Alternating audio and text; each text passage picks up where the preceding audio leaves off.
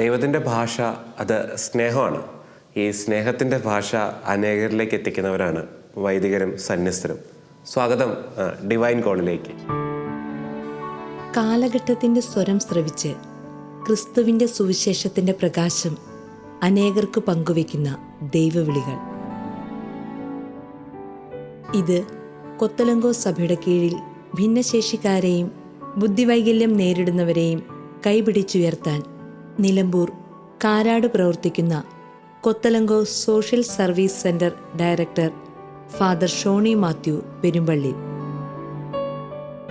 സമൂഹത്തിൽ പിന്തള്ളപ്പെടുന്ന ഈ ജീവിതങ്ങൾക്ക് തൊഴിൽ പരിശീലനം ഉൾപ്പെടെ നിരവധി പ്രവർത്തനങ്ങളിലൂടെ ആശ്രയമേകുന്ന ഈ വൈദികൻ വളരെ വ്യത്യസ്തമായ ഈ ശുശ്രൂഷയെക്കുറിച്ചും തൻ്റെ ദൈവവിളിയെക്കുറിച്ചും നമ്മോട് പങ്കുവയ്ക്കുന്നു.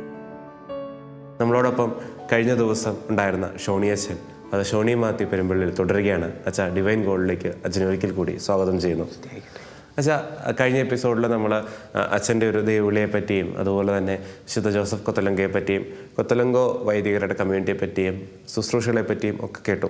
പക്ഷെ നമ്മൾ ഈ ഒരു എപ്പിസോഡ് ആരംഭിക്കുമ്പം ചോദിക്കാൻ ആഗ്രഹിക്കുന്നത്, ഒരുപാട് വൈദികരുടെയും സന്യസ്തരുടെയും ഒക്കെ കമ്മ്യൂണിറ്റികൾ നമ്മുടെ ചുറ്റുമുണ്ട്. പ്രത്യേകിച്ച് നമ്മുടെ ഒരു നാടൊക്കെയും അനേകം ദൈവവിളികളാൽ സമ്പുഷ്ടമായിരുന്ന നാടാണ്. ഇത്തരത്തിൽ അനേകം റിലീജിയസ് കമ്മ്യൂണിറ്റികളുള്ള ഈ കാലഘട്ടത്തിൽ നമ്മുടെ ഒരു നാട്ടിലൊക്കെ അച്ഛൻ്റെ കൊത്തലങ്കോ കമ്മ്യൂണിറ്റിയുടെ പ്രസക്തി എന്താണ്? നമ്മൾ കൊത്തലങ്കോ കമ്മ്യൂണിറ്റി നമ്മുടെ ഇടയിൽ എക്സിസ്റ്റ് ചെയ്യണം എന്ന് ആവശ്യപ്പെടുന്ന, അല്ലെങ്കിൽ അങ്ങനെ എക്സിസ്റ്റ് ചെയ്യുന്നത് കൊണ്ടുള്ള ഒരു പ്രസക്തി അച്ഛനെന്ന് പറയാമോ? എന്നെ സംബന്ധിച്ചിടത്തോളം നമ്മുടെ സമൂഹത്തിലെ ഏറ്റവും ദുർബലരായ വ്യക്തികളാണ് ഭിന്നശേഷിക്കാർ.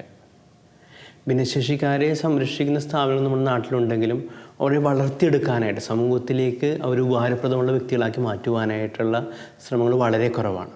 അപ്പോൾ കൊത്തലങ്കോയുടെ സ്ഥാപനത്തിൽ ഞങ്ങൾ തുടങ്ങുമ്പോൾ തന്നെ ഞങ്ങളുടെ ഒരു ലക്ഷ്യമുണ്ടായിരുന്നു. 2009 ഞങ്ങൾ പറവൂരത്തെ സെൻറ്റർ ആരംഭിക്കുന്നത്. അപ്പോൾ ഞങ്ങൾ പല സ്പെഷ്യൽ, എൻ്റെ കൂടെ ഉണ്ടായിരുന്ന താജ് തൈക്കാളമുറി അച്ഛനാണ്. അച്ഛൻ സോഷ്യൽ വർക്കർ, വളരെ വൈബ്രൻ്റ് ആയിട്ടുള്ള ഒരു വ്യക്തിയാണ്. അപ്പോൾ ഞങ്ങളുടെ റെക്ടറായിരുന്ന ജോൺ പിതാവ് ഞങ്ങളോട് എപ്പോഴും രോഗികളെക്കുറിച്ചും ഇങ്ങനെയുള്ള കാര്യങ്ങളൊക്കെ ചെയ്യുന്നതിനെക്കുറിച്ച് ഞങ്ങൾക്ക് പറഞ്ഞു തരുമായിരുന്നു. അദ്ദേഹം ഞങ്ങൾ വളരെയധികം സ്വാധീനിച്ചിട്ടുണ്ട്, അദ്ദേഹത്തിൻ്റെ ജീവിതം. അതിനുശേഷം ഞങ്ങൾ 2000 ഞങ്ങൾ ഓർഡിനേഷൻ കഴിഞ്ഞു. ഞാൻ പഠിച്ച് തിരികെ എത്തി. അച്ഛന് സോഷ്യൽ വർക്ക് പഠിച്ചു കഴിഞ്ഞിട്ട് വന്നപ്പോൾ ഞങ്ങൾ ഇങ്ങനെയുള്ള എന്തെങ്കിലും പ്രവർത്തനങ്ങൾ ആരംഭിക്കണമെന്ന് ഞങ്ങൾ ആഗ്രഹിച്ചു. അപ്പോൾ കേരളത്തിലെ മിക്കവാറും എല്ലാ സ്പെഷ്യൽ സ്കൂളുകളിലും പോയി. അപ്പോൾ ഞങ്ങൾ കണ്ടത് നമ്മുടെ കുട്ടികൾ ഇപ്പോഴും അവരുടെ സ്ഥാപനങ്ങളിൽ ഒതുങ്ങി നിൽക്കുന്ന ഒരു ഇതിലേക്കാണ്. അപ്പോൾ ഞങ്ങളുടെ കൊത്തലങ്കോയുടെ കാരിസം അനുസരിച്ച് കൊത്തലങ്കോ ഓരോ ഭിന്നശേഷിക്കാരായ വ്യക്തിയെയും നമ്മൾ ഒരു സ്ഥാപനത്തിൽ ഒതുക്കുകയല്ല, അവർ വളർത്തിയെടുത്ത് സമൂഹത്തിന് ഉപകരിക്കുന്ന വ്യക്തികളാക്കി മാറ്റുക എന്നുള്ളതാണ്. അങ്ങനെയാണ് ഞങ്ങൾ പറവൂരത്തെ സെൻറ്റർ ആരംഭിക്കുന്നത്. ഭിന്നശേഷിക്കാരായ വ്യക്തികൾക്ക് പരിശീലനം കൊടുത്ത് അവർ സമൂഹത്തിൽ ഇൻ്റഗ്രേറ്റ് ചെയ്യുക. സോഷ്യൽ ഇൻക്ലൂഷനാണ് ഞങ്ങൾ ആഗ്രഹിക്കുന്നത്. അതിൻ്റെ തുടർച്ച എന്ന നിലയിലാണ് ഞങ്ങൾ നിലമ്പൂർ ആരംഭിക്കുന്നത്. നിലമ്പൂർ കുറച്ചും കൂടി ഒരു റിസർച്ച് സെൻറ്റർ എന്ന നിലയിൽ കൂടിയാണ് അത് ഞങ്ങൾ ആരംഭിച്ചിരിക്കുന്നത്. അവിടെ ഭിന്നശേഷിക്കാരായ വ്യക്തികളെ പരിശീലിപ്പിച്ച് അവർ സമൂഹത്തിലേക്ക് ഇൻ്റഗ്രേറ്റ് ചെയ്യുന്നു. ഇപ്പോൾ ഞങ്ങൾ പരിശീലിപ്പിച്ച കഴിഞ്ഞ 2 ബാച്ചുകളായിട്ട് പരിശീലിപ്പിച്ച അനേകം കുട്ടികൾ പല കമ്പനികൾ, ടാറ്റയും റിലയൻസും ഇന്ത്യ മാർട്ടും പോലുള്ള കമ്പനികൾ എടുക്കാൻ തയ്യാറായിട്ടുണ്ട്. ഇനി അടുത്ത ദിവസം തന്നെ സഹൃദയ എന്ന് പറയുന്ന ഒരു എറണാകുളം രൂപതയുടെ സോഷ്യൽ വർക്ക് സെൻറ്ററുമായിട്ട് ചേർന്ന് ഞങ്ങൾ ഒരു ഇൻഫോ പാർക്കിൽ ഇൻ്റർവ്യൂകൾ നടത്തുന്നുണ്ട്. അപ്പോൾ ഞങ്ങളുടെ ലക്ഷ്യം ഭിന്നശേഷിക്കാരെ ഒരു സ്ഥാപനത്തിൽ ഒതുക്കി അവർക്ക് ഭക്ഷണം മാത്രം കൊടുക്കുന്ന അങ്ങനെയുള്ള ഒരു ചിന്തയല്ല. ഞങ്ങളോട് അങ്ങനെ പലരും പറഞ്ഞു അത് ചെയ്താൽ മതിയെന്ന്. അവരെ പഠിപ്പിക്കേണ്ട ആവശ്യമൊന്നുമില്ല. അങ്ങനെ ഒരു കൺസെപ്റ്റൊക്കെ നമ്മുടെ സമൂഹത്തിലുണ്ട്. അവർ മടിയന്മാരാണ്, അവരൊന്നും ചെയ്യേണ്ട ആവശ്യമില്ല എന്നുള്ള.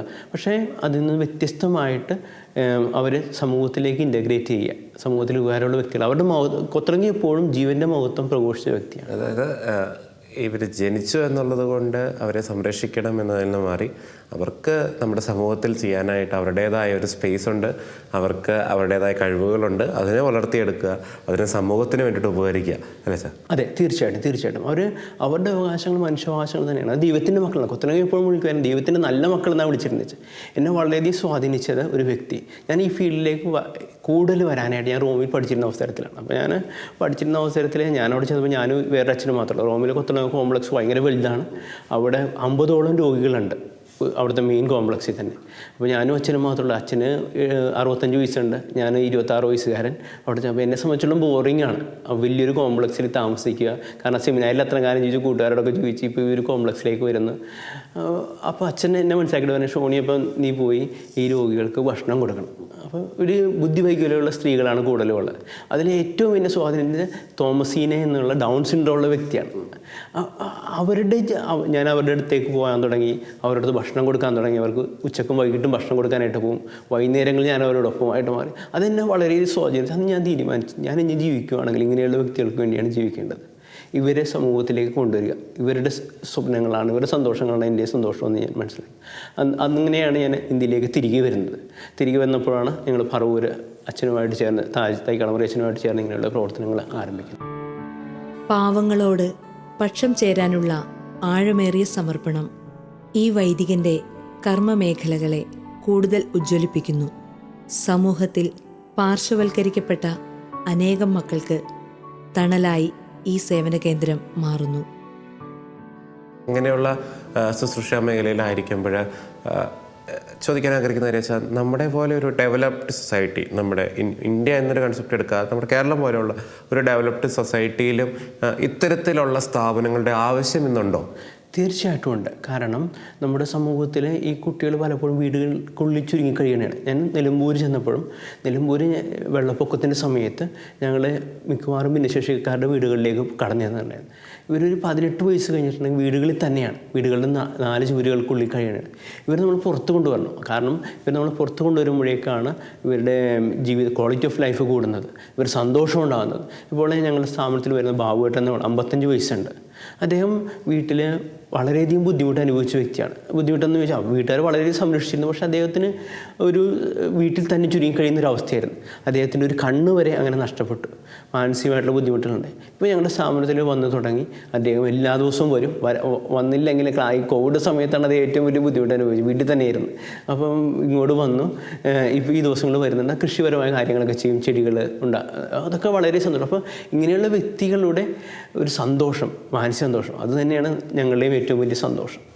അപ്പോൾ നമ്മളങ്ങനെ അവരുടെ ഒരു മാനസിക സന്തോഷത്തിനും അവർക്കൊരു സ്പേസ് കൊടുത്ത് നമ്മൾ ഇത്തരം സ്ഥാപനങ്ങളിൽ അവരെ വളർത്തിക്കൊണ്ട് വരികയാണ്. അച്ഛൻ പറഞ്ഞ വെള്ളപ്പൊക്കത്തിൻ്റെ അല്ലെങ്കിൽ ഒരു നമ്മുടെ ഒരു 2018-ലെയും 19-ലെയും പ്രളയത്തിൻ്റെ ഒരു കാലഘട്ടത്തിലും അച്ഛൻ്റേതായ ശുശ്രൂഷ മേഖലയിൽ നിന്ന്, അത് പറവൂരാണെങ്കിലും നിലമ്പൂരാണെങ്കിലും അച്ഛന് അനേകം ശുശ്രൂഷകൾ ചെയ്യാൻ സാധിച്ചിട്ടുണ്ട്. ആ സമയത്ത് അച്ഛൻ വൈദികരുടെയും അച്ഛൻ്റെ സഭയുടെയും ഒക്കെ ഒരു പ്രതിനിധിയായിട്ട് തന്നെ ഞാൻ ചോദിക്കുകയാണ്, നമ്മൾ ചെയ്ത അല്ലെങ്കിൽ അച്ഛൻ ചെയ്ത ശുശ്രൂഷകളെ പറ്റി ഒന്ന് പറയാമോ? 2018 ഞാൻ അപ്രതീക്ഷിതമായിട്ടാണ് കൊത്തനൂർ പള്ളിയിൽ വികാരിയായിട്ട് ചെല്ലുന്നത്, ഇൻചാർജായിട്ട് ചെല്ലുന്നത്. ആ സമയത്താണ്, ആഗസ്റ്റ് മാസത്തിലാണ് പെട്ടെന്നൊരു പ്രളയം ഉണ്ടാകുന്നത്. ഞങ്ങൾ പ്രതീക്ഷിച്ചില്ല. അന്ന് ആഗസ്റ്റ് 15-ാം തീയതി കൊടിയുയർത്തിയപ്പോൾ ഭയങ്കര മഴയാണ്. അന്ന് വൈകുന്നേരം തന്നെ എനിക്ക് ആളുകൾ, പുഴയുടെ തീരത്തുള്ള ആൾക്കാർ പറഞ്ഞു, വെച്ചാൽ വെള്ളം നിറയുന്നത്. അപ്പോൾ വൈകുന്നേരം ഞാൻ കപ്പേരായ പൈസയേട്ടനെയും പിന്നെ 1-2 പേരെയും കൂട്ടിയിട്ട് പുഴയുടെ തീരത്തുണ്ട്. അവിടെ ഒരു അമ്മയുണ്ട്, 2 ഡിസേബിൾഡ് ആയിട്ടുള്ള വ്യക്തികളുണ്ട്, ഭിന്നശേഷിക്കാരായിട്ടുള്ള ഒരു മകനുണ്ട്. അരയപ്പം വെള്ളമാണ്. ഞങ്ങൾ ചെന്ന് അവരെ കൊണ്ടുവന്ന് ഞങ്ങൾ പള്ളിയിലേക്ക് കൊണ്ടുവരികയാണ്. അതിനുശേഷം ഞങ്ങളുടെ ഇടവകയിലുള്ള തന്നെ ഒരു വീട്ടിലേക്ക്, അവർക്ക് മെഡിക്കൽ സൗകര്യങ്ങളൊക്കെ ഉള്ള ഒരു വീട്ടിലേക്ക് അവരൊക്കെ മാറ്റുന്നു. പിറ്റേ ദിവസമായപ്പോഴേക്കും ആളുകൾ വരാൻ തുടങ്ങി. ക്യാമ്പുകളൊക്കെ നിറഞ്ഞു തുടങ്ങി. പള്ളിയിലേക്ക് ആളുകൾ വരാൻ തുടങ്ങി. അങ്ങനെയാണ് ഞങ്ങൾ പള്ളിയും കൊത്തനൂർ സെമിനാരിയും കൊത്തനൂർ ദേശ ദിവസമൊക്കെ ഇതിനായിട്ട് ഇവർക്കായിട്ട് തുറന്നു കൊടുക്കുന്നത്. എനിക്ക് എന്ത് ചെയ്യണമെന്ന് അറിയാൻ പാടില്ലായിരുന്നു. ആ സമയത്ത് അന്ന് പള്ളിയിലേക്ക് കിട്ടിയ പൈസ, ഞായറാഴ്ച കിട്ടിയ പൈസ എടുത്താണ് ഞങ്ങൾ അരിയൊക്കെ മേടിക്കുന്നത്. വിറകൊക്കെ അവിടെ നിന്ന് ഇവിടുന്ന് കണ്ടെത്തി. പിന്നെ ആളുകൾ വളരെ, ഒരു 400 ആൾക്കാർ വന്ന്, എല്ലാ മതസ്ഥരും എല്ലാ ആൾക്കാരും ഉണ്ടായിരുന്നു. പള്ളിയുടെ ഫ്രണ്ട് വരെ വന്നു. അന്നത്തെ ഞായറാഴ്ച, അന്ന് ശനിയാഴ്ച ഒരു 4-5 ദിവസമായി വെള്ളം നിറഞ്ഞിരിക്കുന്ന ആളുകളെല്ലാം താമസിച്ചിരിക്കുന്നത്. അന്ന് ശനിയാഴ്ച പറയുന്നു വേറെ ഒരു ഡാം കൂടി തുറക്കുമെന്നൊക്കെ പറയുന്നു. അപ്പോൾ ഞാൻ പേടിച്ചിരിക്കണേണ്. അന്ന് ഞാൻ ഞായറാഴ്ച വെളുപ്പിന് എഴുന്നേറ്റ് നോക്കുമ്പോഴേക്കും വെള്ളം ഭയങ്കരമായിട്ട് താന്നിരിക്കും. അപ്പോൾ എനിക്കൊരു നോഹയുടെ അനുഭവം പോലെ ഇരുന്നത് ശരിക്കും പറഞ്ഞാൽ. അന്ന് ഞായറാഴ്ച പള്ളിയിൽ, അന്ന് ഞങ്ങൾ കുർബാനയിൽ, കാരണം പള്ളിയിലൊക്കെ എല്ലാ ആളുകളും ഉണ്ട്. അന്ന് എന്നോട് ഞങ്ങളുടെ ഹൈന്ദവ സഹോദരൻ, മുസ്ലിം സഹോദരങ്ങൾ പറഞ്ഞു, അച്ഛൻ ഞങ്ങളെ സംബന്ധിച്ചിടത്തോളം ഏറ്റവും വലിയ അനുഗ്രഹം എന്ന് വെച്ചാൽ ഞങ്ങൾക്ക് ഈ പള്ളി കിടന്ന് ഉറങ്ങാൻ അനുവാദം തന്നല്ല. അത് തന്നെയാണ്, ഞങ്ങൾക്ക് വേറെ ഒന്നും വേണ്ടായിരുന്നു. എന്നെ സംബന്ധിച്ചിടത്തോളം വലിയൊരു എക്സ്പീരിയൻസ് ആയിരുന്നത്. അതിനുശേഷമാണ് ഞാൻ ഈ 2019 അപ്രതീക്ഷിതമായിട്ടാണ് എൻ്റെ നിലമ്പൂരേക്കുള്ള പോക്കും. ഇപ്പോൾ 2015 ഓഗസ്റ്റ് മാസത്തിൽ ഞാൻ അങ്ങോട്ട് ചെല്ലണമായിരുന്നു. അപ്പോഴാണ് അവിടെ വെള്ളപ്പൊക്കം ഉണ്ടാകുന്നത്. അപ്പോൾ ആ സമയത്ത് അവിടേക്ക് അപ്പോൾ ഞാനിപ്പോൾ പറവൂരത്തുള്ള ആൾക്കാർ ഞാൻ ഈ കാര്യം പറഞ്ഞു, ഞാൻ അങ്ങോട്ടാണ് പോകണമെന്ന് പറഞ്ഞപ്പോൾ കുറേയധികം സാധനങ്ങൾ അവർ വണ്ടി കണക്കിന് 3-4 ലോറി സാധനങ്ങൾ ഉണ്ടായിരുന്നു. അങ്ങനെയാണ് ഞങ്ങൾ അങ്ങോട്ട് എത്തുന്നത്, നിലമ്പൂരേക്ക് എത്തുന്നത്. നിലമ്പൂർ, പൂക്കോട്ടുംപാടം, കൈപ്പിനി അങ്ങനെയുള്ള സ്ഥലങ്ങളിലൂടെ ഞങ്ങൾ കടന്നു പോയത്, ആളുകളിലേക്ക് സാധനങ്ങൾ എത്തിക്കുക. പിന്നെ ഹെൽപ്പ് ഫോർ ഹെൽപ്ലെസ് എന്ന് പറയുന്ന പറവൂരുള്ള ഡോക്ടർമാരുടെ ഒരു സംഘടനയുണ്ട്, അവരുമായിട്ട് ചേർന്ന് ഒരു 7 മെഡിക്കൽ ക്യാമ്പുകൾ സംഘടിപ്പിച്ചു. പിന്നെ അതും കഴിഞ്ഞ് ഞങ്ങൾക്ക് ഈ പ്രശ്നങ്ങളുണ്ടെന്ന് അറിഞ്ഞ ആളുകൾ പറവൂരെന്ന് പറഞ്ഞാൽ അവിടത്തിൻ്റെ പല ഭാഗത്തുനിന്നും പലരും എവിടെ നിന്നൊക്കെ വന്നെന്ന് പോലും എനിക്ക് അറിഞ്ഞുകൂടാ. ദൈവപരിപാലനം എന്ത് ഭരിക്കും. കാരണം ആ വസ്തുക്കൾ പല വിദ്യാലയങ്ങളിൽ എത്തിച്ചു. അതുപോലെ തന്നെ ഭിന്നശേഷിക്കാരായ വ്യക്തികൾ അവരുടെ വീടുകളിലേക്ക് ഞങ്ങൾ കടന്നു ചെന്നിട്ടുണ്ട്. ഏകദേശം ഒരു 100-150ഓളം വീടുകളിലോളം ഞങ്ങൾ ഭിന്നശേഷിക്കാരുടെ വീടുകളിൽ കടന്നു ചെന്ന് അവരുടെ അവസ്ഥകൾ അന്ന് നിലമ്പൂർ ഞങ്ങൾ തിരിച്ചറിഞ്ഞത്. അപ്പോൾ നിലമ്പൂരിൻ്റെ ഒരു പ്രത്യേകത എന്ന് വെച്ചാൽ അനേകം ഭിന്നശേഷിക്കാരുള്ള ഒരു സ്ഥലം കൂടിയാണ്. ഈ 2 കാലഘട്ടങ്ങളിലും തമ്പുരാൻ അച്ഛനെ വളരെ മനോഹരമായിട്ട് ഉപയോഗിച്ചിട്ടുണ്ട്. പ്രത്യേകിച്ച് അച്ഛൻ പറഞ്ഞ് മറ്റ് മതസ്ഥരായ സഹോദരങ്ങൾ ഞങ്ങൾക്ക് നിങ്ങൾ കിടക്കാൻ ഇടം തന്നല്ലോ എന്ന് പറഞ്ഞത് അച്ഛന് ഒത്തിരി സന്തോഷം നൽകിയ, അല്ലെങ്കിൽ ഒരു വൈദികൻ എന്ന രീതിയിൽ ആനന്ദം നൽകിയ കാര്യമാണ്. തീർച്ചയായിട്ടും ഒരു വൈദികനും കത്തോലിക്ക വൈദികനും സന്യാസിനിയും ആര് തന്നെ ആയാലും മനുഷ്യരെ സ്വീകരിക്കാൻ വേണ്ടിയിട്ട് അത് അവരുടെ ഏത് രീതിയിലുള്ള ഒരു ഡിഫറൻസ് നോക്കാതെ, ജാതിയോ മതമോ നോക്കാതെ മനുഷ്യരെ സ്വീകരിക്കാൻ വേണ്ടിയിട്ട്, മനുഷ്യരെ സ്നേഹിക്കാൻ വേണ്ടിയിട്ട് വിളിക്കപ്പെട്ടിട്ടാണ്. അത് ഭയങ്കര മനോഹരമായൊരു കാര്യമാണ്. അത്തരത്തിൽ മുന്നോട്ട് പോകുമ്പോഴേക്കും അച്ഛാ, കൊത്തലങ്കോയുടെ ജീവിതത്തിൽ കൊത്തലങ്കോ സ്ഥാപിച്ച ഭവനത്തിനിട്ട പേരും ദൈവപരിപാലനയുടെ ചെറുഭവനം എന്നാണ്. അത് little home of divine Providence. അപ്പോൾ ഈ ദൈവപരിപാലന സ്വന്തം ജീവിതത്തിൽ അച്ഛൻ അനുഭവിച്ച നിമിഷങ്ങളുണ്ടായിരിക്കാം. പെട്ടെന്നൊന്ന് ഓർത്തെടുക്കുമ്പം അങ്ങനെ എന്തെങ്കിലുമൊക്കെ സാഹചര്യങ്ങളുണ്ടോ? തീർച്ചയായിട്ടും ഞാൻ ഓരോ ദിവസവും വഴി നടത്തുന്ന ദൈവപരിപാലനം ഞാൻ കരുതുന്നത്. കാരണം ഈ കോവിഡ് സംഭവിച്ച സമയത്ത് ഞങ്ങൾ മദർ ഹൗസിൽ നിന്ന് പൈസ തരുന്നത്, അവർക്ക് അവിടെ കോവിഡായിട്ട് എല്ലൊക്കെ ഞങ്ങൾക്ക് പൈസ ഒന്നും ഇല്ലാത്ത അവസരത്തിൽ ഞാനെല്ലാം നട്ടം തിരിഞ്ഞ് എങ്ങനെ നടത്തിക്കൊണ്ടോ ഈ രോഗികളൊക്കെ ഇവരൊക്കെ വരുന്നവരുണ്ട്, അല്ലെങ്കിൽ അധ്യാപകർക്കൊക്കെ പൈസ കൊടുക്കണം. അതൊക്കെ ഞാൻ വളരെ ബുദ്ധിമുട്ടിലായിരിക്കുന്ന അവസരത്തിലാണ് ഒരു മാലാഹ എന്നൊരു ട്രെയിൻ എന്ന് പറഞ്ഞ അസോസിയേറ്റ് ഡൊമിനിക് എന്ന് പറഞ്ഞ ഒരാൾ എന്നെ വിളിക്കുന്നത്. ഞാൻ തന്നെ ഞെട്ടിപ്പോയി. അച്ഛൻ പറഞ്ഞാൽ അച്ഛാ, നമുക്ക് ഇവർക്ക് ട്രെയിനിങ് കൊടുക്കാം, നമുക്ക് ഇവർക്ക് അതുപോലെ തന്നെ പ്ലേസ്മെൻറ്റും കൊടുക്കാം, എല്ലാ ചിലവുകളും ഞങ്ങൾ വഹിച്ചോളാം. അങ്ങനെയാണ് ഞങ്ങൾ ആ സമയത്ത് തന്നെ ഓൺലൈനായിട്ടുള്ള ട്രെയിനിങ്ങുകൾ ആരംഭിക്കുന്നത്. അത് 2 ബാച്ച് കഴിഞ്ഞു. ആ എക്സ്പീരിയൻസ് ഇപ്പോൾ 3ാമത്തെ ബാച്ച് ഞങ്ങൾ അവിടെ താമസിപ്പിച്ചുള്ള ബാച്ചാണ്. വളരെ ശരിക്കും ഒരു വൈബ്രൻ്റ് ആയിട്ടുള്ള എക്സ്പീരിയൻസ് ആയിരുന്നു. കാരണം ശരിക്കും പറഞ്ഞാൽ ഒന്നും ഞാൻ സ്ഥാപനം അടച്ചുപൂട്ടേണ്ട ഒരു അവസ്ഥയിലായിരുന്നു ആ സമയത്ത് ആണ് എൻ്റെ ജീവിതത്തിൽ. അപ്പോൾ ഞാൻ പലപ്പോഴും ചിന്തിക്കും, കൊത്തലങ്കോ നടന്ന ആ വഴികളിലൂടെയാണ് ദൈവപരിപാലനം എന്നെ നടത്തിക്കൊണ്ട് പോകുന്നത്. പലപ്പോഴും എന്നെ പറിച്ചെടുക്കുകയായിരുന്നു പറവൂർ, നിലമ്പൂർ. കാരണം പറവൂർ എന്നെ സംബന്ധിച്ചിട്ടുള്ള ഒരു ഹൃദയമായിരുന്നു. കാരണം ഞാൻ സെമിനാരിൽ ജീവിച്ചത് കുറേ 10 വർഷത്തോളം അവിടെ ഉണ്ടായിരുന്നു അച്ഛനായി കഴിഞ്ഞ ശേഷം. പക്ഷേ എന്നെ പറിച്ച് നിലമ്പൂരേക്ക് കൊണ്ട് ദൈവം പുതിയൊരു മിഷൻ അവിടെ ദൈവത്തിന് ആവശ്യം എന്നെ അവിടെയായിരുന്നു. കാരണം അവിടെ കൊണ്ട് ഭിന്നശേഷിക്കാരായ വ്യക്തികളുണ്ടായിരുന്നു. ദൈവപരിപാലനം ഞാൻ അനുദിനം എൻ്റെ ജീവിതത്തിൽ അനുഭവിക്കുന്നുണ്ട്. ഉദാഹരണമായിട്ട് പല ബുദ്ധിമുട്ടുള്ള അവസരത്തിലും പണമായിട്ടും സഹായമായിട്ടും വസ്തുക്കളായിട്ടും അല്ലെങ്കിൽ തന്നെ വ്യക്തിപരമായിട്ടാണെങ്കിൽ സഹായിക്കുവാനായിട്ട് ആളുകൾ എത്തിച്ചേരുന്നുണ്ട്. ഇന്നലെ വൈകിട്ട് പോലും ഒരച്ഛന് എൻ്റെ അടുത്തെത്തി ഇതിനെക്കുറിച്ച് കേട്ടറിഞ്ഞ്. പിന്നെ അതുപോലെ തന്നെ പല കാര്യങ്ങൾക്കായിട്ട് ഞാൻ ഗവൺമെൻറ് ഓഫീസുകളിൽ ചെല്ലുമ്പോൾ വാതിലുകളെല്ലാം അലക്കെ തുറന്നിട്ടാണ്. എനിക്കറിഞ്ഞുകൂടെ എന്താണ് ഓരോ കാര്യങ്ങൾക്കായിട്ട് ചെല്ലുമ്പോൾ ഒരു അസാധ്യമെന്ന് കരുതുന്ന കാര്യങ്ങൾ പോലും ദൈവം എനിക്ക് മുമ്പിൽ തുറക്കുന്നത്. അപ്പോൾ ഞാൻ കരുതുന്നത് അതൊരു ദൈവപരിപാലനം തന്നെയാണ് വഴി നടത്തുന്നത്. ഉദാഹരണം വേറെ RTOയുടെ ഓഫീസിൽ ഇന്നലെ ചെന്നപ്പോഴേക്കും ഒരു കാര്യം എല്ലാവരും പറഞ്ഞത് നടക്കൂല അച്ഛാ എന്ന് പറഞ്ഞു. പക്ഷേ RTO പറഞ്ഞു, അച്ഛാ അത് ഞാൻ ചെയ്തു തരാം അച്ഛാ. കാരണം അച്ഛൻ ഇങ്ങനെയുള്ള ഒരു നല്ലൊരു കാര്യം ചെയ്യുന്ന കാര്യം ഭിന്നശേഷിക്കാരൻ, അദ്ദേഹം ഒരു ഹൈന്ദവനായിട്ടുള്ള ഒരു വ്യക്തിയാണ്. പക്ഷേ എന്നെ വളരെ സ്വാധീനിച്ചു. ഞാനൊരു ദൈവം എന്തൊക്കെ അത്ഭുതങ്ങളാണ് എൻ്റെ ജീവിതത്തിൽ പ്രവർത്തിക്കുന്നത്. ഞാൻ എന്ത് നന്ദി പറഞ്ഞാലും തീരില്ല. ഇവിടെ തന്നെ നമ്മൾ വചനത്തിൽ കേൾക്കുന്നുണ്ട്, എൻ്റെ ദൈവം തൻ്റെ മഹത്വത്തിൻ്റെ സമ്പന്നതയിൽ നിന്ന് നിനക്ക് ആവശ്യമുള്ളതെല്ലാം നൽകുമെന്നാണ് പറയുന്നത്.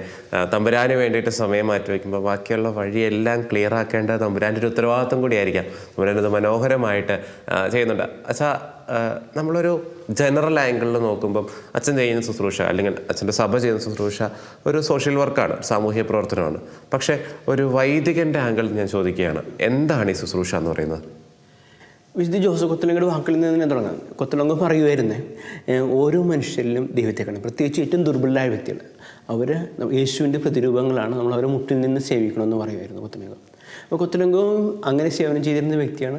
ഒരു വൈദികനെന്ന നിലയിൽ ഞങ്ങൾ ഓരോ ജനങ്ങളിലേക്കും അവരിലേക്ക് പ്രത്യേകിച്ച് ഏറ്റവും ദുർബലമായ വ്യക്തികൾ യേശുവിൻ്റെ മുഖം കാണുവാനായിട്ടാണ് ഞങ്ങൾ ശ്രമിക്കുന്നത്. കൊത്തലങ്കോയിലെ ഒരു വോളണ്ടിയർ വന്ന് അദ്ദേഹം പറഞ്ഞത്, കൊത്തലങ്കോ എന്ന് പറയുന്നത് ലോസ് ഓഫ് ഡിവൈൻ പ്രോവിഡൻസ് എന്ന് പറയുന്നത് ഒരു കത്തീഡ്രലാണ്. അതിൽ ഓരോ കട്ടിലും ഓരോ അൾത്താരയാണ്. അപ്പോൾ ഞങ്ങൾ അർപ്പിക്കുന്ന ബലി, അതിൻ്റെ തുടർച്ചയാണ് ഞങ്ങൾ ചെയ്യുന്ന സേവനങ്ങൾ. ഈ രോഗികളും ഭിന്നശേഷിക്കാരും ഏറ്റവും ദുർബലമായ വ്യക്തികളൊക്കെ സേവിക്കുമ്പോൾ പരിശുദ്ധ കുർബാന ഞങ്ങൾ അർപ്പിക്കുന്ന പരിശുദ്ധ കുർബാനയുടെ തുടർച്ച തന്നെയാണ്. പരിശുദ്ധ കുർബാന അൾത്താരയിൽ അവസാനിക്കുന്നില്ല, അന്ന് മുഴുവൻ തുടർന്നു, ജീവിതം മുഴുവൻ തുടർന്നു പോകുന്ന ഒരു കാര്യമാണ്. അത്തരത്തിൽ ബലിയെ ആ ഒരു കമ്പാരിസൺ വളരെ മനോഹരമാണ്. ഓരോ കട്ടിലും ഓരോ അൾത്താരയാൽ അവിടെ ചെയ്യുന്ന പ്രവൃത്തി അതൊരു ബലി തന്നെയാണ് എന്നുള്ള കമ്പാരിസൺ തന്നെ വളരെ മനോഹരമാണ്. വൈദികരുടെ ഈ ഒരു കൂട്ടായ്മയോട് ചേർന്ന് തന്നെ കൊത്തലങ്കോ സമൂഹത്തിലെ സിസ്റ്റേഴ്സുണ്ട്, ബ്രദേഴ്സുണ്ട്, അവർ ചെയ്യുന്ന ശുശ്രൂഷകളെ പറ്റിയും കൂടെ പെട്ടെന്ന് വെച്ചും പറയാമോ? കൊത്തലങ്കോ ബ്രദേഴ്സ് പറവൂരും പള്ളുരുത്തിയുണ്ട്. അവർ ഭിന്നശേഷിക്കാരെ വ്യക്തികളെ സംരക്ഷിക്കുന്ന വ്യക്തികളാണ്. കൊത്തലങ്കോ സിസ്റ്റേഴ്സ് ഫോർട്ട് കൊച്ചിയിലുണ്ട്, പള്ളുരുത്തിയിലുണ്ട്, തിരുവനന്തപുരത്തുണ്ട്, അതുപോലെ തന്നെ കോയമ്പത്തൂർ, ബാംഗ്ലൂർ, അങ്ങനെയുള്ള സ്ഥലങ്ങളിൽ പല സ്ഥലങ്ങളിലായിട്ട് കൊത്തലങ്കോ സിസ്റ്റേഴ്സ് ഉണ്ട്. അവരും ഏറ്റവും ദുർബലരായ ഭിന്നശേഷിക്കാരായ വ്യക്തികളെ സംരക്ഷിക്കുകയും അവർക്ക് ആവശ്യമായുള്ള മെഡിക്കൽ സഹായങ്ങൾ ചെയ്യുകയും ചെയ്യുന്ന വ്യക്തികളാണ്. അപ്പോൾ എപ്പോഴും കൊത്തലങ്കോ തൻ്റെ അച്ഛന്മാരോട് സിസ്റ്റേഴ്സിനോട് പറയുന്നത്, നിങ്ങൾ വെറും അച്ഛന്മാരും സിസ്റ്റേഴ്സും അല്ല, നിങ്ങൾ പാവപ്പെട്ടവരുടെ അപ്പന്മാരും അമ്മമാരുമാണ്, അങ്ങനെ ആയിരിക്കണം നിങ്ങൾ എന്നാണ് കൊത്തലങ്കോ പറയുന്നത്. ആ ഒരു ആഹ്വാനം ശിരസ വഹിച്ചുകൊണ്ടാണ് അച്ഛനായിരിക്കുന്ന ഒരു കമ്മ്യൂണിറ്റിയിലെ വൈദികരും സിസ്റ്റേഴ്സും ഒക്കെ ആയിരിക്കുന്നത്. ഞാൻ ചോദിക്കാൻ ആഗ്രഹിക്കുന്ന വെച്ചാൽ യുവാക്കളെ പറ്റിയാണ്. അച്ഛനായിരിക്കും ശുശ്രൂഷ മേഖലയിലൊക്കെയും അൽമാരായിട്ടുള്ള യുവാക്കളൊക്കെ അച്ഛനെ ഒരുപാട് സഹായിക്കുന്നുണ്ടാകാം. നമ്മുടെ ഈ ഒരു സമൂഹത്തിലെ യുവാക്കളെ പറ്റി ചോദിക്കുമ്പോൾ ഇത്തരത്തിലുള്ള ശുശ്രൂഷകളോട് നമ്മുടെ ഒരു സഭയിലെ അല്ലെങ്കിൽ നമ്മുടെ സമൂഹത്തിലെ യുവാക്കളുടെ ഒരു മനോഭാവം എങ്ങനെയാണ് അച്ഛൻ്റെ ഒരു അനുഭവത്തിൽ നിന്ന്? ഞാൻ പറവൂരായിരുന്നപ്പോൾ അവിടുത്തെ KCMലുള്ള യുവാക്കളുണ്ടായിരുന്നു. അവരിങ്ങനെയുള്ള കാര്യങ്ങൾക്കായിട്ട് ആദ്യം കുറച്ച് അവർ അകന്നൊക്കെ നിന്നിരുന്നു. പതുക്കെ ഇങ്ങനെയുള്ള കാര്യങ്ങളിലേക്ക് കടന്നു വന്നപ്പോഴേക്കും അവർ വളരെയധികം എന്തൂസിയാസ്റ്റിക് ആയിട്ട് മാറി. ഞങ്ങൾ പറവൂർ തന്നെ ആരംഭിച്ച് ഭിന്നശേഷിക്കാരായ വ്യക്തികൾക്ക് ഭക്ഷണം എത്തിക്കാനായിട്ടുള്ള ഒരു സംരംഭമായിരുന്നു. അത് ഈ ചെറുപ്പക്കാരും കൊത്തലങ്കോ ഫ്രണ്ട്സ് എന്ന് പറയുന്ന ഒരു സംഘടനയും കൂടി ചേർന്നാണ് ഞങ്ങൾ ചെയ്തത്. ഏകദേശം 300ഓളം, ഞാൻ പോരുന്ന അവസ്ഥയായപ്പോഴേക്കും 300ഓളം പൊതിച്ചോറുകൾ അവർ നൽകുമായിരുന്നു. അതുമായി ഞാൻ നിലമ്പൂർ എത്തിയപ്പോഴേക്കും അനേകം വ്യക്തികൾ, ഈ ചെറുപ്പക്കാരിങ്ങനെയുള്ള കാര്യങ്ങൾ അട്രാക്റ്റാണ് യൂത്തായിട്ടുള്ള. അപ്പോൾ എന്നെ സഹായിക്കുന്ന കുറേ ചെറുപ്പക്കാരുണ്ട്. നിലമ്പൂർ തന്നെയുണ്ട്, പറവൂരിൽ നിന്ന് വരുന്നവരുമുണ്ട്. ഞാൻ എന്താവശ്യപ്പെട്ടാലും ഇപ്പോൾ പല കാര്യങ്ങൾ ഞാൻ ചെയ്യാനായിട്ട് സോഷ്യൽ മീഡിയയിൽ ഞാൻ അത്ര എക്സ്പെർട്ടൊന്നുമല്ല. ഞാൻ അവരോട് പറയുമ്പോൾ അവരാണ് എനിക്ക് വേണ്ടി ചെയ്യുന്നത്. വെച്ചാൽ ഞാൻ പറയും, എടാ നിങ്ങളുടെ സമയം പോകുന്നതല്ലേ, അതൊന്നും കുഴപ്പമില്ല വെച്ചാൽ ഞങ്ങൾ വലിയൊരു കാര്യത്തിന് വേണ്ടിയാണ് ചെയ്യുന്നത്, അതുകൊണ്ടാണ് ഞങ്ങൾക്കിതൊന്നും സമയം നഷ്ടമൊന്നുമല്ല. അവരെല്ലാവരും ജോലി ചെയ്യുന്ന വ്യക്തികളാണ്. പക്ഷേ അവരിങ്ങനെയുള്ള കാര്യങ്ങൾക്ക് വേണ്ടി എന്ത് സഹായം ചോദിച്ചാലും ഓടി വരും. കാരണം നമ്മുടെ ചെറുപ്പക്കാരെ ഞാൻ കാണുന്നത് അവർക്ക് പ്രത്യേകിച്ചും ഏറ്റവും ദുർബലരായ വ്യക്തികളോട് ഒരു പ്രത്യേക സ്നേഹമുണ്ട്. നമ്മൾ ചെറുപ്പക്കാരിലേക്ക് അതാണ് പകർന്നു നൽകേണ്ടത്. അവർക്ക് അതിനുള്ള സാഹചര്യങ്ങൾ, അവസരങ്ങൾ ഒരുക്കി കൊടുക്കും. അച്ഛൻ ഈ ഒരു വൈദിക ജീവിതത്തിലൊക്കെ ആയിരിക്കുമ്പോഴും അനേകം കുട്ടികൾ ദൈവവിളിയിലേക്ക് കടന്നു വരുന്ന ഒരു കാലഘട്ടത്തിലൂടെയൊക്കെയാണ് നമ്മൾ കടന്നു പോകുന്നത്. ഒരുപാട് കാമ്പുള്ള ദൈവവിളികൾ, ഒരുപാട് ഉള്ളിൽ എന്തൊക്കെയുള്ള ദൈവവിളികൾ അച്ഛൻ കാണുന്നുണ്ട്. എങ്ങനെയാണ് പുതിയ കാലഘട്ടത്തിൻ്റെ ഒരു ദൈവവിളി അച്ഛൻ ഡിഫൈൻ ചെയ്യാൻ ആഗ്രഹിക്കുന്നത്? പുതിയ കാലഘട്ടത്തിലെ വൈദികരെ, സിസ്റ്റേഴ്സിനെ അല്ലെങ്കിൽ വൈദിക വിദ്യാർത്ഥികളെയൊക്കെ അച്ഛൻ കാണുന്നത്? ഓരോരുത്തരും ഞാൻ ദൈവവിളിയെക്കുറിച്ച് ചിന്തിക്കുന്നത് ദൈവത്തിന് മുഖമാകാനായിട്ടുള്ള വിളിയാണ്. പ്രത്യേകിച്ചും പാവപ്പെട്ടവരിലെ, രോഗികളിലൊക്കെ ദൈവത്തിൻ്റെ മുഖമായിട്ട് മാറാനായിട്ടാണ്.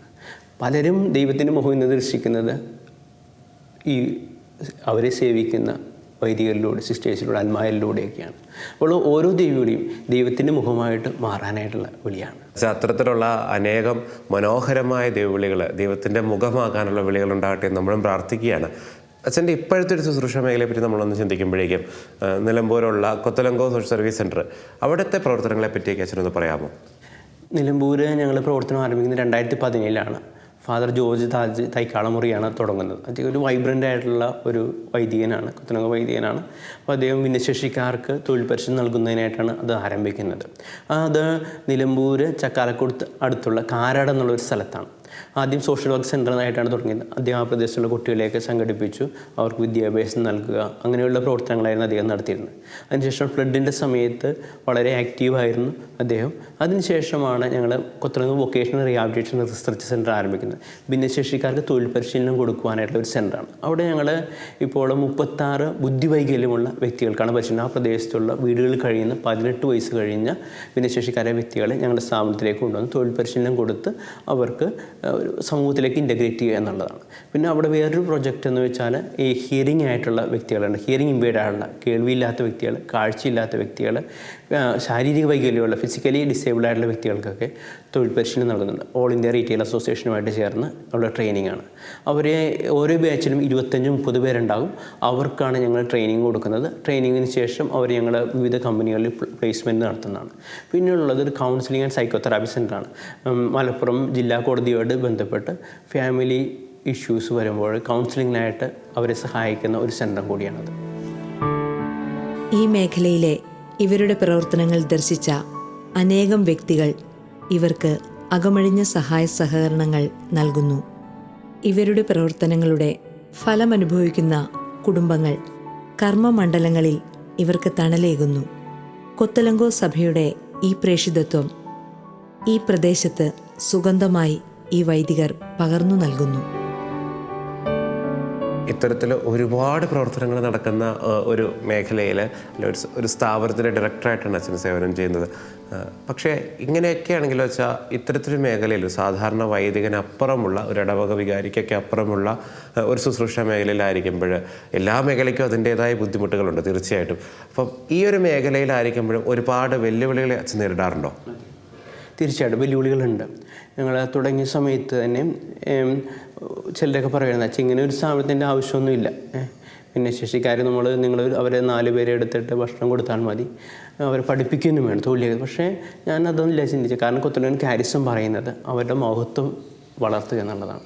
അവരുടെ ജീവൻ്റെ മഹത്വം, ജീവൻ്റെ ആരംഭം മുതൽ അവസാനം വരെ അവർ മനുഷ്യ വ്യക്തികളാണ്, അവർ ദൈവത്തിൻ്റെ പ്രിയപ്പെട്ട മക്കളാണ്. അപ്പോൾ അവരെ വളർത്താനായിട്ട് അങ്ങനെയുള്ള ചില തടസ്സങ്ങളൊക്കെ ഉണ്ടായിട്ടുണ്ട്. അതുപോലെ തന്നെ പല സമയത്തും സാമ്പത്തികമായിട്ടുള്ള ബുദ്ധിമുട്ടുകളുണ്ട്. പക്ഷേ ദൈവപരിപാലനം എപ്പോഴും ഇടപെട്ടിട്ടുണ്ട്. ദൈവപരിപാലനം ഓരോ ദിവസവും വഴി നടത്തുമെന്ന് ഞാൻ വിശ്വസിക്കുന്നത്. പക്ഷേ ഇതിനെല്ലാം അപ്പുറത്ത് എന്നെ സംബന്ധിച്ചിടത്തോളം ഒരു വൈദികൻ എന്ന നിലയിൽ ഏറ്റവും ഹൃദയം നിറഞ്ഞ അനുഭവമാണ്. കാരണം ഞാൻ പലപ്പോഴും ചിന്തിക്കാറുണ്ട്, ദൈവം എന്നെ വിളിച്ചിരിക്കുന്നത് പ്രത്യേകിച്ച് ഈ ദുർബലരായ വ്യക്തികളിലെ ശബ്ദമായിട്ട് മാറാനായിട്ടാണ്, അവരെ സഹായിക്കുവാനായിട്ടാണ്. കാരണം ഇവർക്കൊക്കെ വേണ്ടി പറയാനായിട്ട് ആരുമില്ല, ഭിന്നശേഷിക്കാരായ വ്യക്തികൾ, പ്രത്യേകിച്ചും ഇൻ്റലക്ച്വൽ ഡിസേബിൾഡ് ആയിട്ടുള്ള വ്യക്തികൾക്ക് വേണ്ടി. അവരുടെയൊക്കെ ശബ്ദമായിട്ട് മാറാനായിട്ട് വളരെയധികം സന്തോഷം നിറഞ്ഞ ഒരു മിനിസ്ട്രി തന്നെയാണത്. ഇത്തരത്തിലുള്ള ആൾക്കാരുടെ ശബ്ദമായിട്ട് മാറുമ്പോൾ വെച്ചാൽ ഇനിയൊരു ചോദ്യം അച്ഛന് ഇഷ്ടപ്പെടുമെന്ന് അറിയത്തില്ല. ഈ ഇൻ്റലക്ച്വലി ഡിസേബിൾഡ് ആയിട്ടുള്ള ഹിയറിംഗ് ഇമ്പേർഡ് ആയിട്ടുള്ളൊക്കെ ആൾക്കാരൊക്കെ അച്ഛനായിരിക്കുന്നൊരു പ്രവർത്തന മേഖലയിൽ അച്ഛനോടൊപ്പം ആയിരിക്കുമ്പം അതിൻ്റെ അർത്ഥം അവരുടെയൊക്കെ കുടുംബങ്ങളിൽ അവർ തഴയപ്പെടുന്നു എന്നുകൂടിയാണോ? അല്ല അവർ ശരിക്കും അവരുടെ പാരൻസൊക്കെ വളരെയധികം ബുദ്ധിമുട്ടിലൂടെ കടന്നു പോകുന്നുണ്ട്. ബുദ്ധിമുട്ട് കാരണം അവരാണ് ഈ ഭാരമൊക്കെ ചുമക്കുന്നത്. അവർക്കൊരു താങ്ങായി മാറുക എന്നുള്ളതാണ് ഞങ്ങളുടെ ദൗത്യം. അവർക്കൊരു കർത്താവിൻ്റെ കരമായിട്ട് മാറുക എന്നുള്ളതാണ് ഞങ്ങളുടെ ദൗത്യം. ഉറപ്പായിട്ടും വെച്ചാൽ കാരണം നമ്മളെ കേൾക്കുന്നവർക്കും കൂടെ വേണ്ടിയിട്ടാണ്. അതൊരിക്കലും അവർക്കൊരു ബാധ്യത ആയതുകൊണ്ടല്ല, മറിച്ച് അവരെ ഒന്ന് ഹെൽപ്പ് ചെയ്യുക എന്നുള്ള ഒരു ഉത്തരവാദിത്വമാണ് നമ്മൾ ഏറ്റെടുത്തിരിക്കുന്നത്. പലപ്പോഴും പല അമ്മമാരും അവരുടെ വിഷമങ്ങൾ പങ്കുവയ്ക്കാറുണ്ട്, പ്രത്യേകിച്ച് ഈ കോവിഡ് കാലഘട്ടത്തിൽ. കാരണം കോവിഡ് കാലഘട്ടത്തിൽ നമുക്ക് ആർക്കും പുറത്തു പോകാൻ പറ്റാത്ത അവസ്ഥയായിരുന്നു. ഭിന്നശേഷിക്കാരെ വ്യക്തി വീടുകളിൽ തന്നെയായിരുന്നു. അപ്പോൾ അങ്ങനെയുള്ള അവസരങ്ങളിൽ പലപ്പോഴും വളരെയധികം ബുദ്ധിമുട്ട് കുടുംബങ്ങൾ അനുഭവിച്ചു. മാനസികവും അതുപോലെ സാമ്പത്തികമായിട്ടുള്ള ബുദ്ധിമുട്ടുകളുണ്ടായിരുന്നു. അപ്പോൾ ആ സമയത്തൊക്കെ അവരെ സപ്പോർട്ട് ചെയ്യാനുള്ള ഒരു ശ്രമമാണ് ഞങ്ങൾ നടത്തിയത്. അവർക്ക് പരമാവധി സഹായം എത്തിക്കുക, പരമാവധി സംഘടനകളായിട്ട് ചേർന്ന് അവർ കിറ്റുകൾ എത്തിക്കുക, അതുപോലെ തന്നെ അവരുടെ ഇടയ്ക്ക് ഫോൺ വിളിക്കുക, ഇടയ്ക്ക് സാധിക്കുമെങ്കിൽ ചിലരെയൊക്കെ ഒന്ന് കൊണ്ടുവന്ന്. കാരണം വീടുകളിൽ ഒരു കുട്ടി പറയുമായിരുന്നു, അച്ഛാ എപ്പോഴും വീട്ടിൽ അവന് ബുദ്ധിമുട്ടാണ്. അപ്പോൾ ഞങ്ങൾ ഒരാളെയൊക്കെ കൊണ്ടുവരുമായിരുന്നു, ഞങ്ങളുടെ സ്ഥാപനത്തിൽ കൊണ്ടുവരും, എന്തെങ്കിലും കുറച്ച് കാര്യങ്ങളൊക്കെ ചെയ്യിക്കും. അതുപോലെ തന്നെ ഓൺലൈനിലൂടെ ഇവരെയൊക്കെ ചെയ്യിക്കുമായിരുന്നു. അപ്പോൾ അവരിലേക്കൊക്കെ ഞങ്ങളെ സംബന്ധിച്ചിടത്തോളം പലപ്പോഴും ഞാൻ ചിന്തിക്കുന്നുണ്ട്, ഒരു ആളുകൾക്കൊക്കെ എപ്പോഴും അപ്രോച്ച് ചെയ്യാൻ പറ്റാവുന്ന ഒരു വ്യക്തിയായിട്ട് ഞാൻ മാറണം. കാരണം യേശുവിൻ്റെ ഒരു വേറെ പ്രതിപുരുഷനായിട്ട് മാറണം. അങ്ങനെ ഒരു റെസ്പെക്റ്റ് അല്ല, ഒരു അപ്രോച്ചബിലിറ്റി നിലമ്പൂർ ഞാൻ കാണുന്നുണ്ട്. ആളുകളെ സംബന്ധിച്ചിടത്തോളം അവർക്ക് വന്ന് അവരുടെ വിഷമങ്ങൾ പങ്കുവയ്ക്കുവാനായിട്ട്, പ്രത്യേകിച്ചും ഭിന്നശേഷിക്കാരായ വ്യക്തികൾ അവരുടെ കുടുംബങ്ങൾക്ക് അവരുടെ ബുദ്ധിമുട്ടുകൾ പങ്കുവയ്ക്കാനായിട്ട് ഉള്ള ഒരു സ്ഥലവും കൂടിയായിട്ട് കൊത്തലങ്കോ മാറുന്നുണ്ട്. ഒരുപാട് പേർക്ക് ആശ്രയവും ആശ്വാസവും ഒക്കെ ആയിട്ട് മാറുന്നുണ്ട്. ഒരു കുടുംബത്തിലെ അപ്പനും അമ്മയ്ക്കും മക്കൾക്കും ഒക്കെയും അത് വലിയൊരു കാര്യം തന്നെയാണ്. വെച്ചാൽ ഈ 2 എപ്പിസോഡുകളിൽ നമ്മൾ പറഞ്ഞു വെച്ചത് വിശുദ്ധ ജോസഫ് കൊത്തലങ്കയെ പറ്റിയും അച്ഛൻ്റെ സന്യാസ സമൂഹത്തെ പറ്റിയൊക്കെയാണ്. അച്ഛൻ ഒരു കൗതുകത്തിന് വേണ്ടി ചോദിക്കട്ടെ, അതായത് ഒരു പുതിയ സമൂഹത്തെയാണ് കേൾക്കുന്നവർ പലരും പരിചയപ്പെട്ടത്. ഒരുപാട് സന്യാസ സമൂഹങ്ങൾ നമുക്ക് ചുറ്റുമുണ്ട്. ശരിക്കും ഇത്രത്തോളം സന്യാസ സമൂഹങ്ങളുടെ ആവശ്യമുണ്ടോ എന്ന് ചോദിക്കുന്നവരോട് അച്ഛൻ എന്താ പറയാനുള്ളത്? ഓരോ സന്യാസവും പരിശുദ്ധാത്മാവിൻ്റെ ദാനമാണ്, ഓരോ ക്യാരിസമാണ്, ഓരോ വിശുദ്ധന്. ക്യാരിസം എന്താണെന്ന് ചോദിച്ചാൽ ഞാൻ പറയും ആ വിശുദ്ധൻ്റെ ജീവിതമാണ്. ആ വിശുദ്ധൻ്റെ ജീവിതം തന്നെയാണ് ആ വിശുദ്ധൻ അദ്ദേഹത്തിൻ്റെ മക്കൾക്ക് പകർന്നു നൽകുന്നത്. അപ്പോൾ അത് ഓരോ സന്യാസ സമൂഹങ്ങളും പരിശുദ്ധാത്മാവിൻ്റെ ദാനമായതിനാൽ ഇനിയും സഭയിൽ വീണ്ടും ഉണ്ടാവും ദാനങ്ങളുണ്ടാവും, ഇനിയും ധാരാളം വിശുദ്ധരുണ്ടാവും, ധാരാളം സന്യാസ സമൂഹങ്ങളുണ്ടാവും. അപ്പോൾ പരിശുദ്ധാത്മാവിൻ്റെ ദാനത്തെ നമ്മൾ സ്വീകരിക്കുക. അതനുസരിച്ച്, കാരണം ദൈവം ഇടപെടലാണ്, ദൈവം ഓരോ ചരിത്രത്തിൽ ഇടപെടുന്നതാണ്, ഓരോ വിശുദ്ധരിലൂടെയും ചരിത്രത്തിൻ്റെ ഓരോ നിമിഷങ്ങളിലും ദൈവം ഇടപെടുന്നതാണ്. ദൈവത്തിൻ്റെ ശബ്ദമായിട്ട് മാറുന്നത്, ദൈവത്തിൻ്റെ കരമായിട്ട് മാറുന്നതാണ്. ഓരോ ആവശ്യത്തിനനുസരിച്ചാണ് വിൻസെൻ്റ് പോളും കൊത്തലങ്കയും മദർ തെരേസയൊക്കെ ഓരോ സ്ഥലത്തിൻ്റെ ആവശ്യങ്ങളനുസരിച്ചാണ്. കാരണം അവർ എല്ലാം സുവിശേഷമാണ് ജീവിക്കുന്നത്. സുവിശേഷം ആ കാലഘട്ടത്തിന് വേണ്ടി ജീവിക്കുന്ന വ്യക്തികളാണ് വിശുദ്ധർ. പ്രഘോഷിക്കപ്പെടുന്നത് ഏത് മേഖലയിൽ ഏത് മാധ്യമത്തിലൂടെ ആണെങ്കിൽ പോലും പ്രഘോഷിക്കപ്പെടുന്നത് സുവിശേഷമാകിയാൽ നിങ്ങൾ സന്തോഷിക്കുവിൻ എന്ന് പറയുന്നത് പോലെ. തീർച്ചയായിട്ടും അച്ഛാ, നമ്മൾ അവസാനിക്കുന്നതിന് മുമ്പ് അച്ഛാ, ഈ ഒരു മേഖലയിൽ ഒരു വൈദികനായിട്ട് ഒരു ശുശ്രൂഷകനായിട്ട് ആയിരിക്കുമ്പോൾ അച്ഛൻ അനുഭവിക്കുന്ന ഒരു സന്തോഷം അച്ഛനൊന്ന് പങ്കുവയ്ക്കാം. എന്നെ സംബന്ധിച്ചിടത്തോളം ഏറ്റവും സന്തോഷപ്രദമായ നിമിഷങ്ങളാണ് ഞാനിപ്പോൾ എൻ്റെ ജീവിതത്തിൽ ജീവിച്ചുകൊണ്ടിരിക്കുന്നത്. കാരണം ഈ കോവിഡ് കാലഘട്ടത്തിൽ അടഞ്ഞു കിടന്ന അവസരത്തിലും ഇപ്പോഴേക്കും വീണ്ടും തുറക്കുന്നു. അവിടെ ഹിയറിംഗ് ഇമ്പയർഡ് ആയിട്ടുള്ള വ്യക്തികൾ ഉണ്ട്, 21ഓളം വ്യക്തികൾ വരുന്നുണ്ട്. അതുപോലെ തന്നെ മറ്റുള്ള ഭിന്നശേഷിക്കാർ, ഇവരുടെയൊക്കെ ഒരു സന്തോഷമുണ്ട്. ഈ കോവിഡിന് ശേഷം തുറന്നു കഴിഞ്ഞിട്ട് വരുന്ന ഒരു സന്തോഷമുണ്ട്. ആ സന്തോഷം വളരെ ഇത്. അപ്പോൾ ഞാൻ ഈ ദിവസങ്ങളൊക്കെ ചിന്തിക്കണമായിരുന്നു, ഇനി എനിക്കൊരു ദൈവം കുറേ ജന്മങ്ങൾ തരികയാണെങ്കിൽ ഇനി വീണ്ടും ഈ പാവപ്പെട്ടവരുടെ ഭിന്നശേഷിക്കാരുടെ വൈദികനായിട്ട് ജീവിക്കാനാണ് ഞാൻ ആഗ്രഹിക്കുന്നത്. ഒരു ജനറൽ ചോദ്യത്തിൽ അവസാനിപ്പിക്കാം. അതായത് വൈദികരുടെ ജീവിതത്തെ പറ്റി ചിലരെങ്കിലുമൊക്കെ തെറ്റിദ്ധാരണജനകമായിട്ട് പറയുന്നത് അവർ അപ്പനില്ല, അമ്മയില്ല, സഹോദരങ്ങളില്ല, ഇങ്ങനൊരു തന്നെയുള്ള ജീവിതം, ഒരു ഡിപ്രഷനിലേക്ക് പോകാവുന്ന ജീവിതം, ഈ പുറമേയുള്ള ഏച്ചുകെട്ടലുകളൊക്കെ ഉള്ളൂ എന്ന് പറയുന്നവരോട് അച്ഛൻ എന്ത് പറയാനുണ്ട്? കൊത്തലങ്കയെ സംബന്ധിച്ചിടത്തോളം കൊത്തലങ്ക പറയുന്നത് കാരിത്താസ് ക്രിസ്തു ഉർജറ്റ്നോസ്, ക്രിസ്തുവിൻ്റെ സ്നേഹം ഞങ്ങൾ ഉത്തേജിപ്പിക്കുന്നു. അത് ഞാൻ ക്രിസ്തുവിൻ്റെ സ്നേഹം ഞങ്ങളെ അധികം വളരെ ഉത്തേജിപ്പിക്കുന്നുണ്ട്. അപ്പോൾ എൻ്റെ ജീവിതകാലം മുഴുവൻ പാവപ്പെട്ടവർക്കായിട്ട് ജീവിക്കാനായിട്ട്, പ്രത്യേകിച്ചും ഭിന്നശേഷിക്കാർക്കായിട്ട് ജീവിക്കാനായിട്ട്, അവരുടെ ശബ്ദമായിട്ട് മാറുവാനായിട്ട്, അവരുടെ സന്തോഷമായിട്ട് മാറുവാനായിട്ടാണ് ഞാൻ ആഗ്രഹിക്കുന്നത്. അപ്പോൾ ഞാൻ അർപ്പിക്കുന്ന പരിശുദ്ധ കുർബാനയുടെ തുടർച്ച തന്നെയാണ് ആ ദിവസം മുഴുവനുള്ള എൻ്റെ ജീവിതം. അപ്പോൾ ദൈവം തന്ന എനിക്ക് ഏറ്റവും വലിയ ദാനമാണ് എൻ്റെ പൗരോഹിത്യം, പ്രത്യേകിച്ചും കൊത്തലങ്ക വൈദികനായിട്ടുള്ള എൻ്റെ ജീവിതം. അതിന് ഞാൻ ദൈവത്തിന് നന്ദി പറയുന്നു. ഒരുപാട് സന്തോഷമായിരുന്നു. കാരണം അച്ഛൻ ഇങ്ങനെ കേട്ടപ്പോൾ മുഴുവൻ ശ്രദ്ധിച്ചൊരു കാര്യം, അച്ഛൻ വളരെ വേഗത്തിൽ വളരെ ക്രിസ്പായ മറുപടികൾ പറയുന്ന ആളാണ്. കാരണം ക്രിസ്തുവിൻ്റെ സ്നേഹം ഉത്തേജിപ്പിക്കുന്നത് വാക്കുകളിൽ കുറേ കാര്യങ്ങൾ പറഞ്ഞു വയ്ക്കാനല്ല, മറിച്ച് അച്ഛൻ്റെ ഒരു ക്യാരിസവും അച്ഛൻ്റെ സഭ അച്ഛനെ പഠിപ്പിച്ചതും ഒക്കെയും ഒരുപാട് പ്രവർത്തനങ്ങൾ ഒരുപാട് പേരിലേക്ക് ഇറങ്ങി ചെല്ലുന്നുണ്ട്. അതുകൊണ്ട് തന്നെ വാക്കുകൾ വളരെ പെട്ടെന്ന് വളരെ ചുരുക്കമായിട്ട് കാര്യങ്ങൾ മാത്രം പറഞ്ഞ് പ്രവർത്തനങ്ങളിലേക്ക് പോകാനാണ് അച്ഛൻ ആഗ്രഹിക്കുന്നത്. അച്ഛൻ്റെ വാക്കുകളിൽ നിന്ന് കൃത്യമായിട്ട് മനസ്സിലായിട്ടുണ്ട്. അച്ഛൻ ഒരുപാട് സന്തോഷമായിരുന്നു. പ്രത്യേകിച്ച് അച്ഛൻ്റെ സഭയ്ക്ക് വേണ്ടി പ്രത്യേകം പ്രാർത്ഥിക്കുന്നു, ഞങ്ങൾക്ക് വേണ്ടിയും പ്രാർത്ഥിക്കണം. ഒരുപാട് പേരിലേക്ക് അച്ഛൻ പറഞ്ഞതുപോലെ ക്രിസ്തുവിൻ്റെ മുഖമായി മാറാനും ക്രിസ്തുവിൻ്റെ കരമായിട്ട് മാറാനും സാധിക്കട്ടെ എന്നും വിശുദ്ധനായ വൈദികനായി മാറാൻ സാധിക്കട്ടെ എന്നും ഞങ്ങൾ പ്രാർത്ഥിക്കുന്നു. ഞങ്ങൾക്ക് വേണ്ടിയും പ്രാർത്ഥിക്കണം. അച്ഛ ഒത്തിരി സ്നേഹത്തോടെ താങ്ക് യു. വിളവിൻ്റെ നാഥൻ വിളിക്കുന്നു നിന്നെ, വലയെറിഞ്ഞണയുക നിങ്ങൾ. വിളവേറെയാണു കതിർ കൊയ്തെടുത്തിടാൻ വിശ്വസ്തരാവുക നിങ്ങൾ. തല ചായ്ക്കുവാനിടമില്ലാത്തവൻ ഞാൻ, തണലായി മാറുക നിങ്ങൾ. സുഖമേറെയേകില്ല ഈ വഴികളെങ്കിലും, ലഹരിയായി ഞാൻ നിന്നിലലിയും.